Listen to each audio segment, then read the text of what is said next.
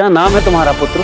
कर्ण, राधे कर्ण। तुम अवश्य किसी ऊंचे क्षत्रिय वंश के पुत्र हो। तब तो मैं विश्व शेष धनुर्धारी बन जाऊंगा।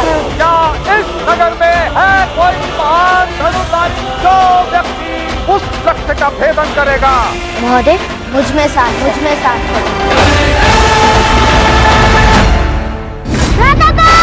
प्रतियोगिता करके तुम हर बार कर्ण की सहायता नहीं ले सकते। आज जो तुम्हारी रक्षा नहीं करेगा।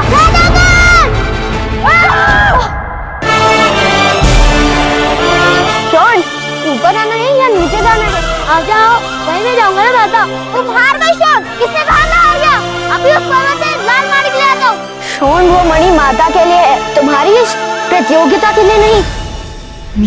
वो बड़ा मणि, माँ इसे पाकर प्रसन्न तो होंगी ना? देखो माता, हम क्या ले आए। शॉन, आ जाओ, भोजन कर लो। माता, मुझे भी अपने हाथों से भोजन कराओ। कोई आवश्यकता नहीं।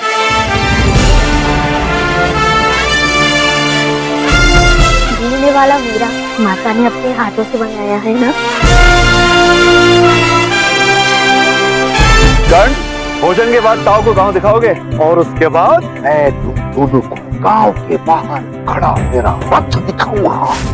मेरे पास राधाकर्ण, ताऊ को मणि दिखाइए ना। मणि? राधाकर्ण माता के लिए मणि लाए हैं ना। लाल मणि अवश्य दिव्य होगा। पुत्र कर्ण, ये मणि मूल्यवान है, दिव्य नहीं। मैं तुम्हें बताता हूँ दिव्य क्या होता है। अच्छा ये बताओ, तुम्हारे कितने मित्र क्षत्रिय? तुम उनको और उनके पिता को ये दिव्य रथ दिखाने के लिए रात को बुलाओ। कर्ण, कहाँ है दिव्य रथ? रथ में कुछ दिव्य नहीं है। रथ दिव्य नहीं है, कहते हो? देखो, ये देखो दिव्य रथ। यदि यंत्र को किसी ने स्पर्श किया तो कैलाश के तलाई में रहने वाले पिशाच तुम्हारा भक्षण कर जाएंगे। ये क्या है महादेव? स्पर्श मत करना उसे।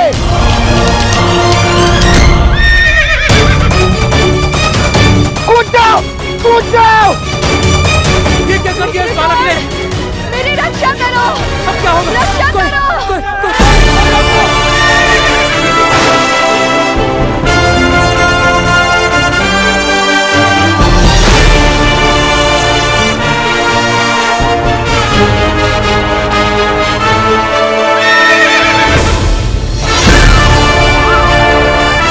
कौन है ये तेरा? किस देवता का प्रसाद है? ऐसा दिव्य बालक मैंने सारे संसार में नहीं देखा।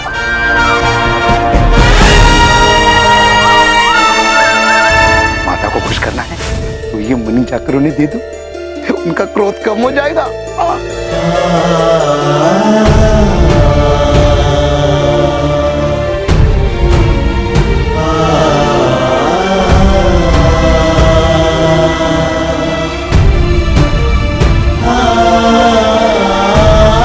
राधा ने इस बालक को जन्म नहीं दिया। इसकी माता मेरी पत्नी थी, मेरी दूसरी पत्नी, मेरी दूसरी पत्नी, मेरी दूसरी पत्नी। अंधा नहीं, मैं देख रहा हूँ। राधा शोण और कर्ण के बीच भेद करती है। कोई गहन रहस्य छुपा है तुम्हारे परिवार में। भगीरथ, मैं तुम्हारा ज्येष्ठ भ्राता हूँ, प्रश्न पूछने का अधिकार है मुझे। ऐसा दिव्य बालक माता का प्रेम प्राप्त नहीं करेगा तो फूल की भांति कुपला जाएगा। मृग की नाभि में कस्तूरी होती है, किंतु मृग उसे जान नहीं पाता। मृग की नाभि में जो कस्तूरी होती है, उसी के कारण मृग के प्राण जाते हैं जेठ जी। और उसी कस्तूरी की गंध मृग को विचलित करके दौड़ाती है। ऐसे कस्तूरी से मृग कैसे प्रेम कर सकता है जेठ जी? मैं भी इसे प्रेम नहीं दे पाऊंगी, प्रेम नहीं दे पाऊंगी, प्रेम नहीं दे पाऊंगी। कौन है जो हमारी तपस्या भंग करने आया है? कौन हो तुम? मैं यहाँ साधना कर रहा हूँ। मैं भी साधना करने आया हूँ। इस छोटी सी आयु में क्या ज्ञान प्राप्त करने की इच्छा है बालक? कस्तूरी मृग की नाभि से कस्तूरी निकालने का ज्ञान। कस्तूरी के कारण ही उस मृग की मृत्यु होती है। आओ पुत्र, आधी रात में तुम्हें कस्तूरी मृगों की चिंता क्यों है बालक? यदि कस्तूरी के कारण मृग की मृत्यु नहीं होगी तो मेरे कारण मेरी माता की मृत्यु नहीं होगी। मेरी माता को भय है कि मेरे कारण उनकी मृत्यु होने वाली है, इसलिए वो मुझे प्रेम नहीं कर पाती। और मुझे भी ये अनुज शोण की भांति माता का प्रेम प्राप्त करना है। क्या नाम है तुम्हारा पुत्र? कर्ण।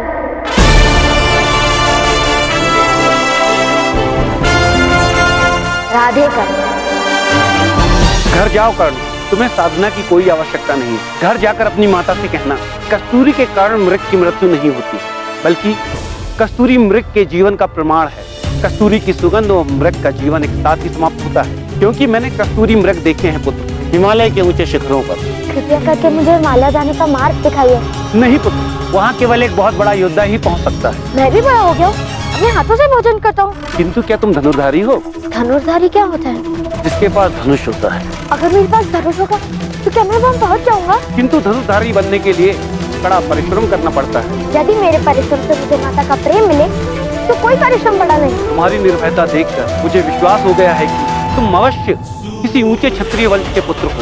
तुम अवश्य धनुर्धारी बनोगे। तब तो मैं विश्वास धनुर्धारी बन जाऊंगा, धनुर्धारी बन जाऊंगा, धनुर्धारी बन जाऊंगा। तो बोल कर कहाँ चले गए? पिताजी, मुझे एक धनुष चाहिए। धनुष पाकर मैं बहुत बड़ा धनुर्धारी बन जाऊंगा। उसके पश्चात मैं कस्तूरी मिल जाऊंगा। तो मेरे कारण माता की मृत्यु नहीं होगी ना पिताजी? तुम्हें ज्ञात है पुत्र के धनुष क्या होता है? तो आज शोन और तुम मेरे साथ चलो। मैं तुम्हें वास्तविक धनुष क्या है बताऊंगा। पास के गांव में मथुरा से धनुष आया है दर्शन हेतु। वहाँ बहुत सारे धनुर्धारी शत्रु होंगे और धनुष विद्या की प्रतियोगिता भी होगी। स्पर्श कर दो धनुष। सुनो सज्जनों, क्या इस नगर में है कोई महान धनुर्धारी? जो व्यक्ति उस लक्ष्य का भेदन करेगा उसे धनुष फेंक दिया जाएगा। शोन, मुझे मेरा धनुष मिल गया। अब ये प्रतियोगिता तो मुझे ही जीतनी पड़ेगी।